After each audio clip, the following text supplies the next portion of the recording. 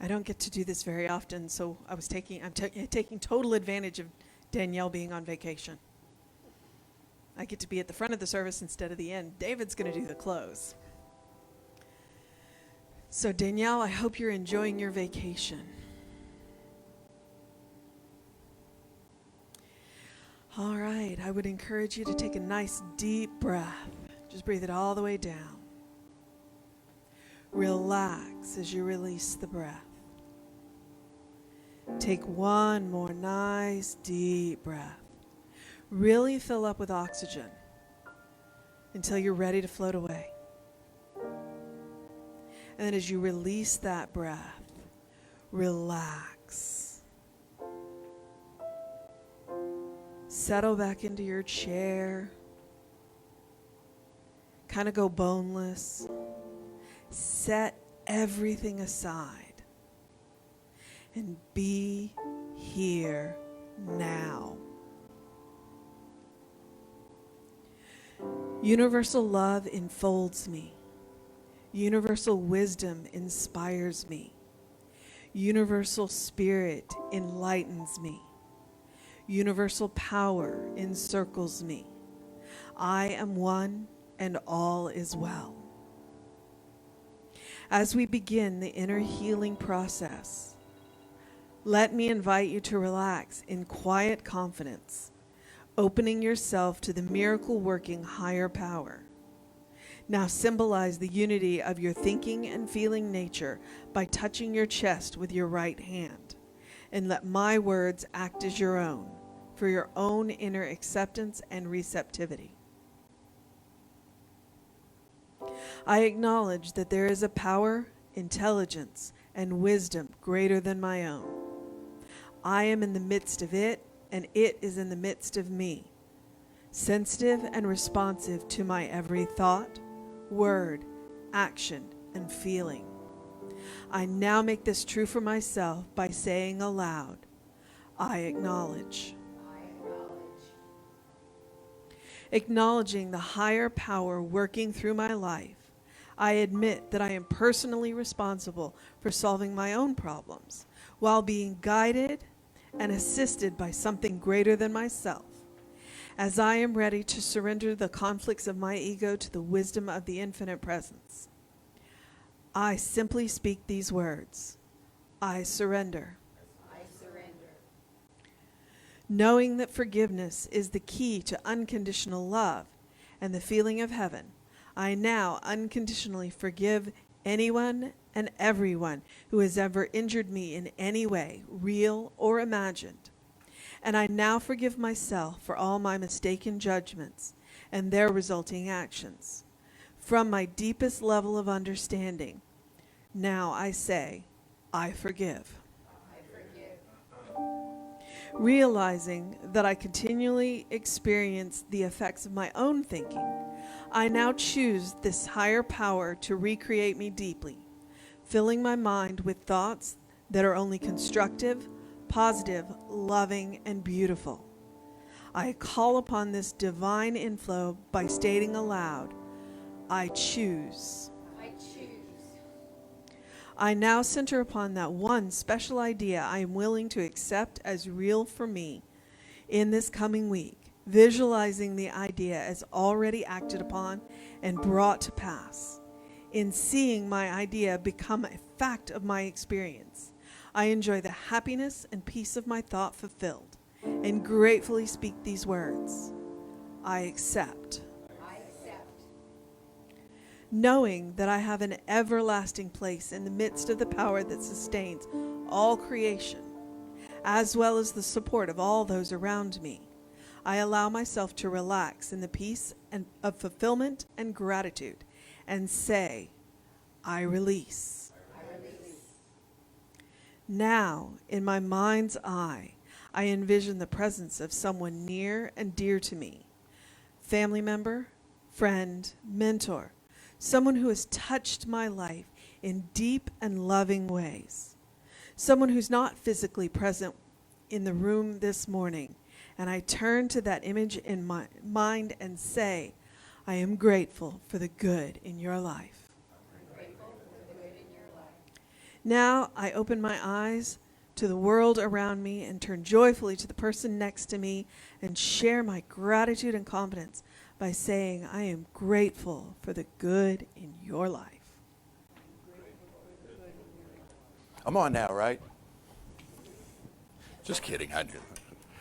Although, more music is always welcome. Let me tell you something about that song you may not know. I didn't know you were going to do it today. I'm sitting there totally unprepared. Oh, it totally works. It works on levels you might not be aware of. Phil Lesh, who is now, I think, 81. He's the bass player for Grateful Dead. Wrote that song for his father, who was dying, and sang it to him at his bedside. That's where, yeah, it's all a dream we dreamed one afternoon long ago. He's talking about his childhood.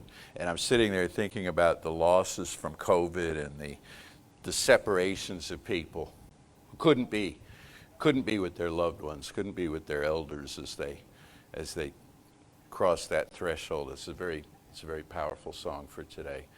And about, I'm not a mess, really. I'll pull myself together here.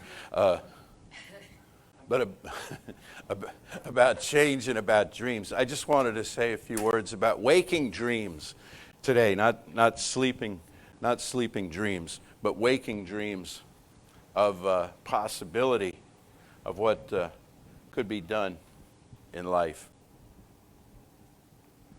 Have you ever heard of Oksana Chusivitina? Chusivitina, Oksana Chusivitina. Are you watching the Olympics? Have you heard of the Olympics? Are you there? Okay, I'm getting nothing here. Simone Biles, yes? Yes. Simone Manuel, yes? The swimmer, both from where? Spring. Houston. Yeah. Well, Simone Spring. Simone Manuel, Houston, 36 at least Olympic athletes are from Houston. Oksana Chusivitina. I actually watched a YouTube video on how to pronounce this person's name so that I would have it right. And what do? I get it wrong. Is a gymnast also, like Simone Biles. Simone Biles, greatest of all time. 19 world championships so far. Oksana is a gymnast in her 8th Olympics. She began in 1992. She's 46 years old. She has a son who's 22. When she won her first world medal, it was almost 5 years before Simone Biles was born. And let's back up. Gymnastics. This is not archery. With all due respect to archery, this is probably the most physically demanding sport they have, and she's 46 years old and she's doing this. And she threatened retirement 2 Olympics ago, but came back and trained. She trains 3 hours a day, except she takes Sundays off. And I don't know if that's a religious thing or just she has to take Sundays off. 46 years old, and she failed to qualify Sunday night because they're ahead of us. If you want to know what tomorrow's going to be like, ask somebody in Japan. No, kidding. But she failed to qualify in the vault, and so will not make the finals. And so she completed her experience of this 8th Olympiad and has bowed out. And oh my God, what this tells me, and what I'd like to tell you, and see what you think about it, is that when we think of dreams that we have for how our lives can unfold, we usually think about doing something we've never done before. One day I'm going to go to the Olympics. If I personally went to the Olympics, my event would be standing still. possibly unbroken eye contact, you know. But one day we say, I'm going to do this great thing. One day I'm going to show up and I'm going to show them what I can do. But sometimes the dream is to do it again. Is to do it again. It's a continuation. I was talking to somebody a while back. They asked for spiritual mind treatment. What do you want? Is the question that follows. What would you like to create in your life? They said more of the same. Isn't that a beautiful thing? More of the same. My life is in a really good place. I'd like it to continue and to expand. That's a dream. That's a dream that you have. So today's talk title about your dreams have remained comes from, as I've been drawing them all this month from popular music, this comes from Welcome Back, Kotter, John Sebastian tune. You know the story of Welcome Back, Kotter, basically, probably a guy from the neighborhood goes off to college, becomes a teacher, comes back to the neighborhood, teaches the next iteration of kids in the class who are kind of wild like he was. They're called sweat hogs. That's what they call themselves, you know, so there's like a self-esteem thing going on there. And he's showing them approval, and he's showing them unconditional love, and he's showing them vistas outside of their own backyard, you know, outside of their own imaginations, that there's a great big world out there that you can serve in some way. Well, your dreams have remained through COVID. Your dreams have remained through lockdown. Your dreams have remained through the change in your work life. Your dreams have remained through the changes perhaps in your health status.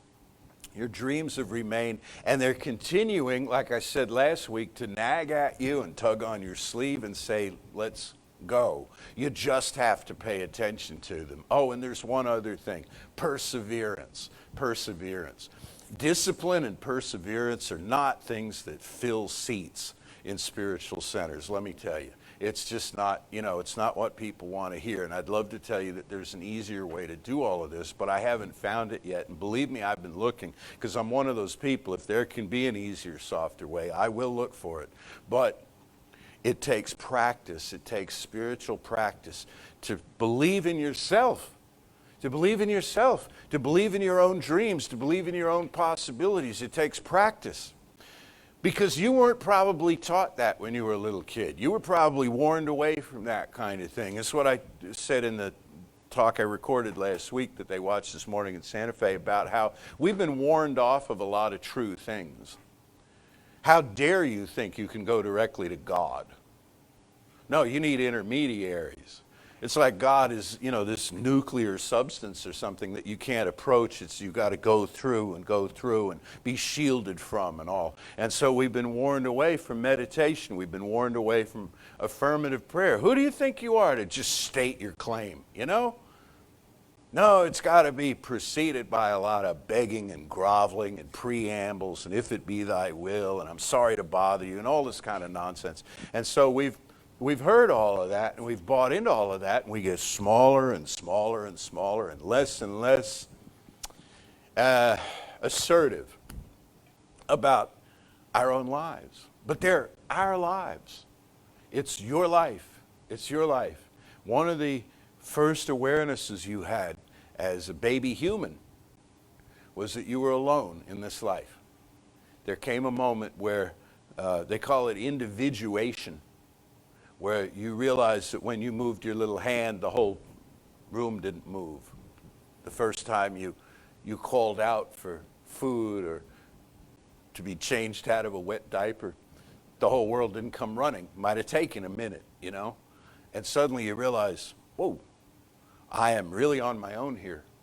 I got other people to help me, and that's nice, but they may come and go. And the older you get, more of them come and go, and more scenes you're thrown into where you're left to your own devices. And that's why people seek out a spiritual practice. There's got to be something holding my hand. So last week and the week before, I talked about the thread that Reverend Deborah, Dr. Deborah, has in her emails, the thread that you seek out, the thread that you never let go of. Okay? The thread is spiritual practice. Practice means never letting go of it, no matter what. Practice means you do your work. Like Oksana trains 3 hours a day. There are musicians who train 6, 7 hours a day. It's not quite as physically taxing as doing gymnastics, you know.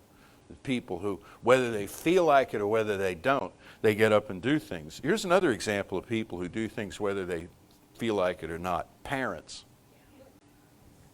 Okay? They have some commercials on TV that go to this that are, you know, kind of funny about, I'm sorry, I just don't feel like being your dad today. It's like, really? No, you're there. You're there. And whether you want to or it's raining or what have you, you step up and you do the thing. This is true for the people that you have a heart bond with, that you've made these commitments to. Of course, it's true at your work. You can call into your work. You can't call into your children, but you call into your work enough, work starts to think you're not all that interested, and work starts to look for somebody else to take your place, and on and on.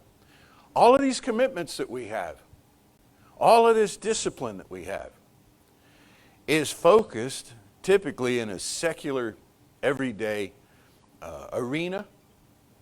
Bring some of it into your spiritual practice. Don't leave everything that you learn in the old-time religion at the door. Not all of it was wrong. Some of it was misguided. A lot of it was exactly reversed from how things really work. But some of it had something going for it.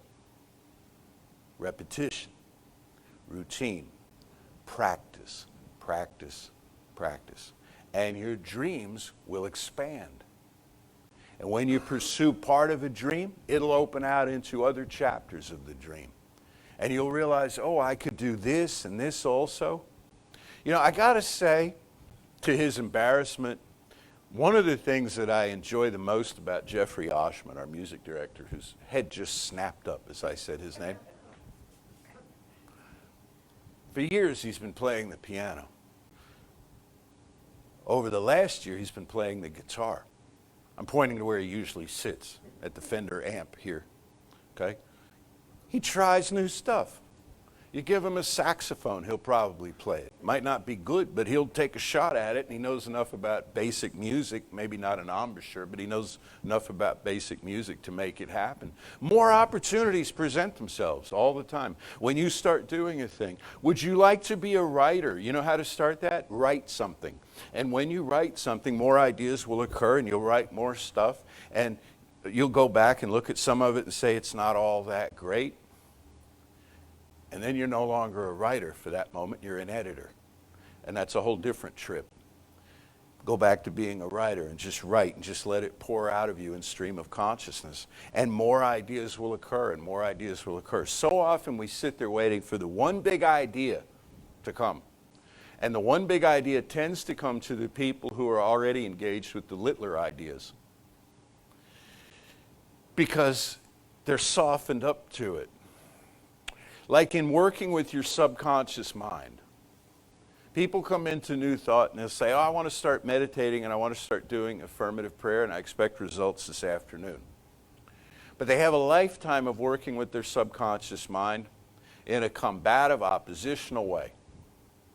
My subconscious mind is filled with terrible things, horrible things, dragons and ghosts and snakes and whatever it is that scares you, you know, the Harry Potter closet kind of thing of all of this stuff. It's what we've been trained to believe. There's even a movie with, who is it, Olivia de Havilland, I think, The Snake Pit. You ever see that movie? It's a great movie, and it's total nonsense. It's about psychology. It's about this woman who is led in therapy into the depth of her and it's Freudian kind of stuff, and it's all this evil. Blah, blah.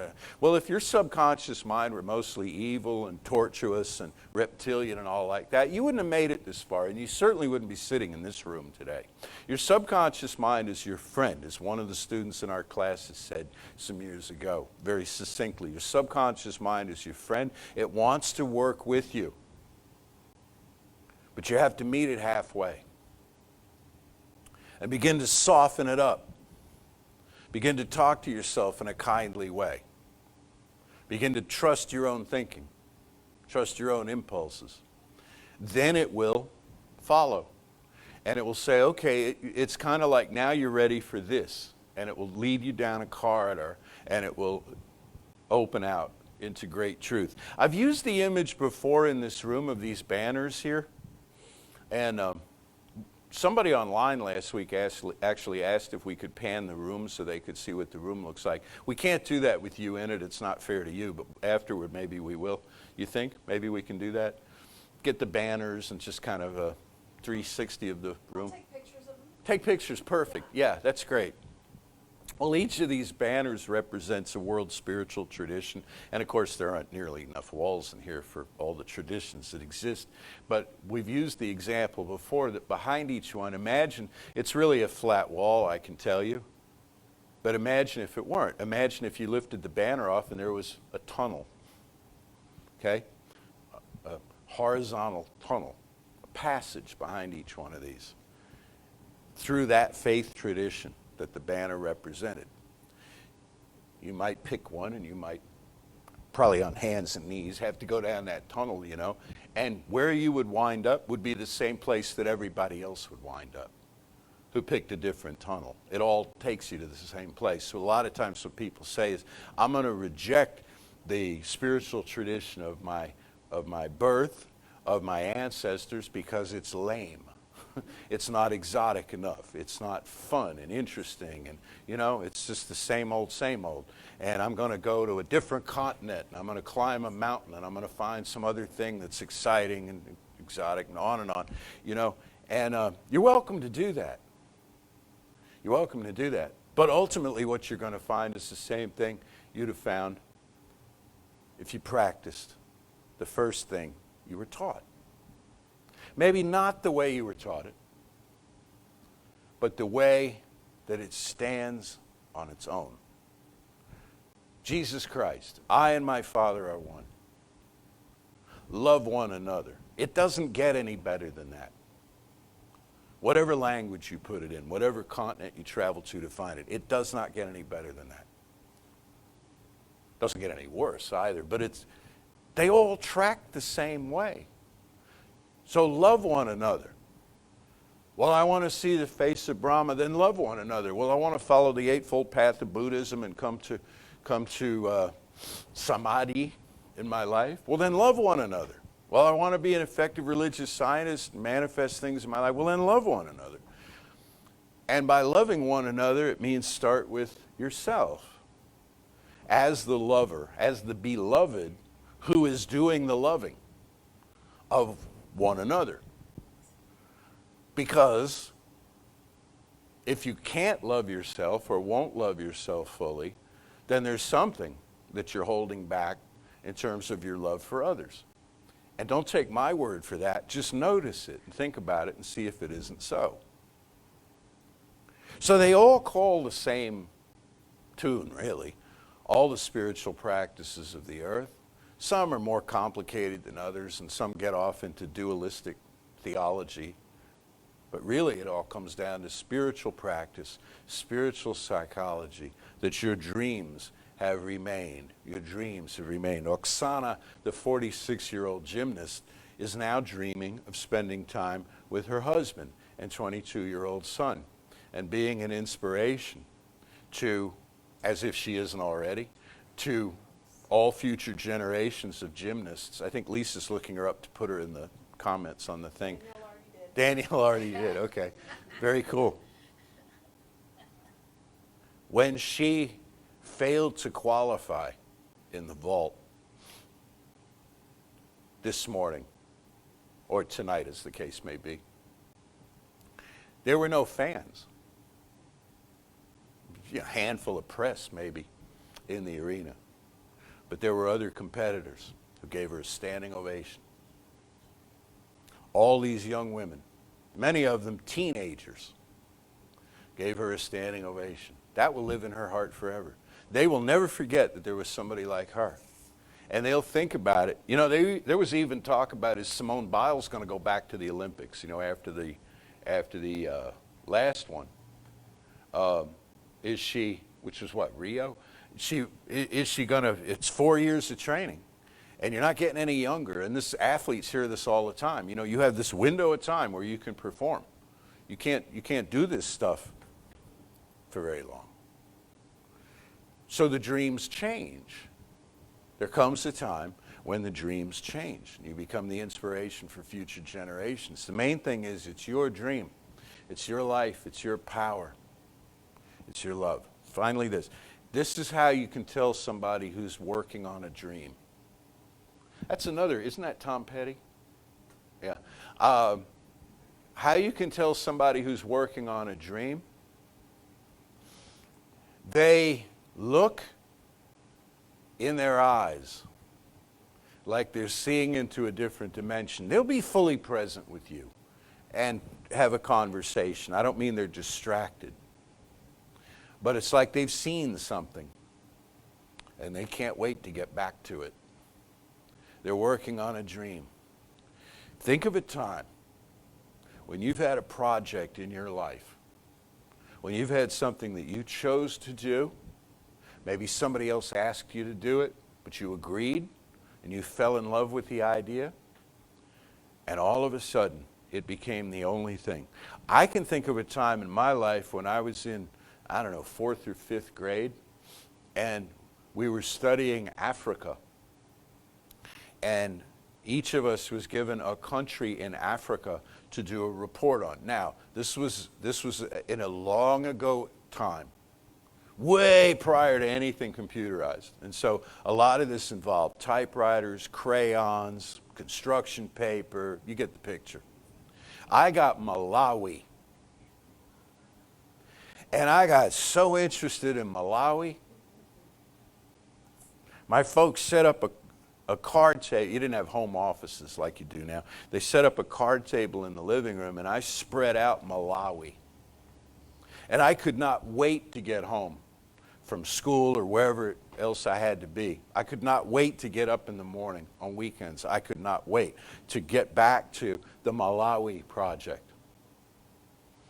And I turned it in and got a good grade, and that's wonderful. And I'm sorry to say I've forgotten most of what I knew about Malawi, and I've not yet had the chance to go there. In fact, I'm not entirely sure it's still called Malawi. But I'll never forget how I felt on that project. And I want that. And I get that. I get that. And I want that for you. I want you to have that feeling of, yes, this all-consuming thing. Again, it does not have to be in the performing or fine arts. It does not have to be in literature or music or any of these. It can be just a feeling of, yes, to be fully in my life is who I am, with no apologies, with nothing added, nothing taken away. I am enough, and I cannot wait to get back to the feeling of enoughness and just bask in that, the feeling of gratitude for my life. And I know you're grateful. I know you're grateful for this place. I know that you're grateful for having come through the experience of the last 17 months in the way that you have. You're grateful that we really have a center. I see some of you back who've been here all 3 weeks since we've been open. I see some folks who it's your first Sunday back with us. Some folks who were here the first 2 weeks who haven't come back, who probably just checked in, make sure the place is still standing. Now they're back online. That's cool. And you probably wondered if all we did was just slice off this part of the building and wheel it out there to film stuff on. But no, it's really the whole gestalt, is still here. Go with gratitude. Go with that feeling. Go with that feeling. Go with that feeling. Let your dreams illumine you and lift you. And I will absolutely now close with this from our pal, Ernest Holmes. I notice this, he says, that it is not to the sentimental ones who gush and gush that big results come. It is to those who think deeply and simply and pertinently and persistently. And then, because they know in what they believe, they know they will get a perfect result. This is the sum and substance of the whole thing. For you can then approach the infinite mind with a depth of understanding and thought, with a realization that you are dealing with reality, with a tremendous reverence that so far transcends the orthodox idea of prayer, that you can compare them only as you can compare this planet with a molehill. that so transcends the conventional idea of prayer, so deeply invested in the realization of oneness that it sounds something like this. There is one life, one power, one presence, one spirit, working in and through and as me. And it dreamt me up. There is a mind that thought me up. I don't know how. I certainly don't know when or where. But I came from within this one, and now I am here. And I am the life that it is having in this world at this time by means of me.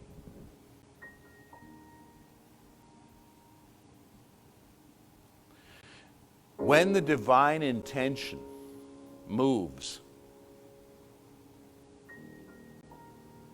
and anticipates a need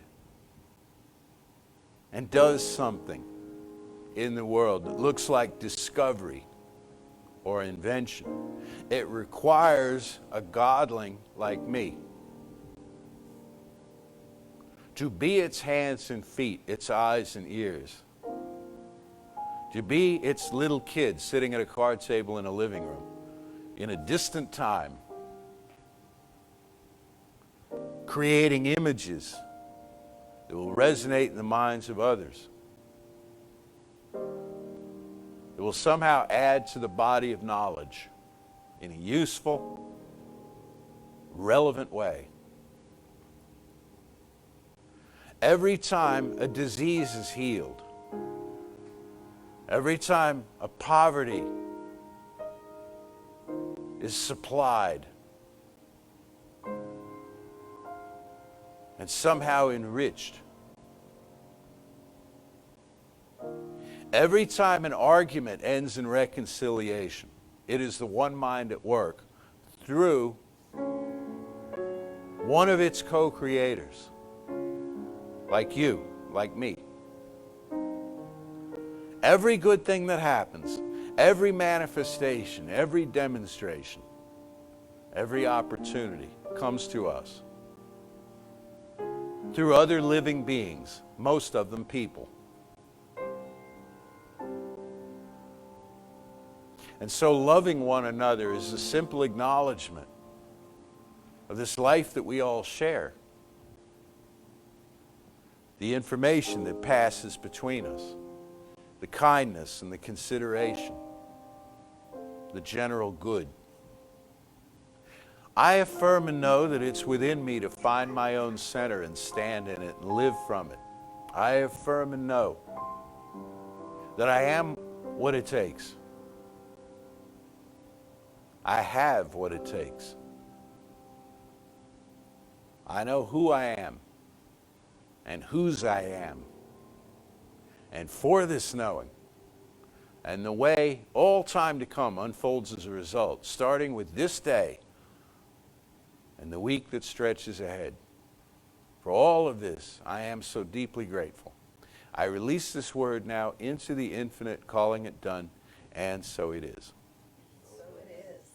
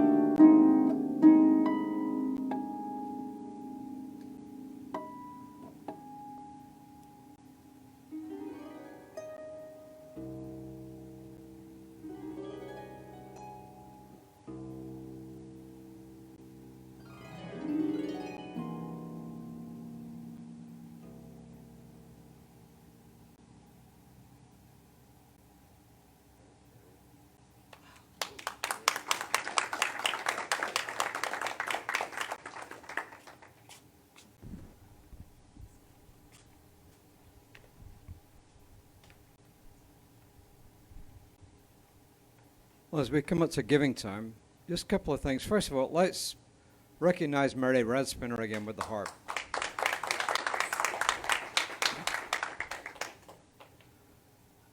So moving into giving time, just a couple of things before we come to that.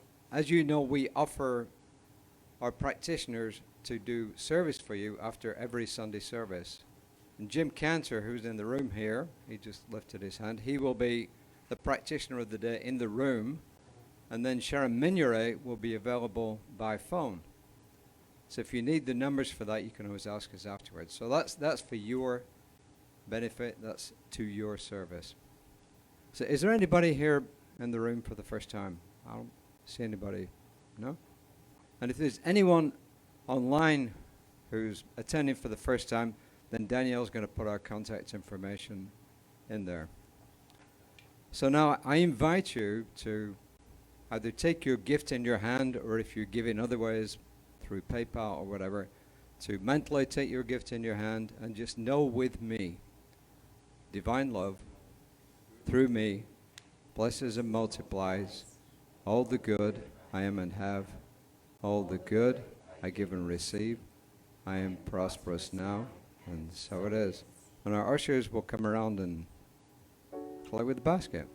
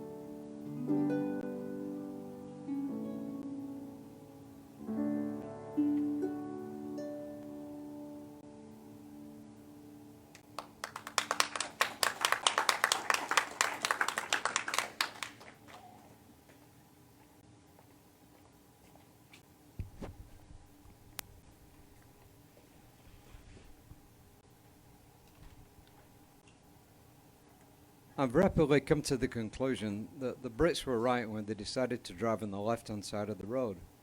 How would I know that? When I drove down Gosling this morning, 80% of the vehicles were in the left lane. Therefore, it must be instinctive that we move to the left. It's got nothing to do with the service this morning, but I thought I would give you that observation. Well, it's got to be different. I really appreciate Lisa's closing every week. I think she is the perfect person to close. However, she's invited me to do it this morning, so thank you very much, Lisa. I don't know if Jesse intended it, but his theme for today, The Dreams Will Remain, coincides with the Olympics. He may have done it deliberately, I don't know. But it is a perfect connection. And just going back into how we humans collectively dream, there was a Jesuit. He was a French Jesuit by the name of Pierre Teilhard de Chardin. I'm sure some of you have heard of him.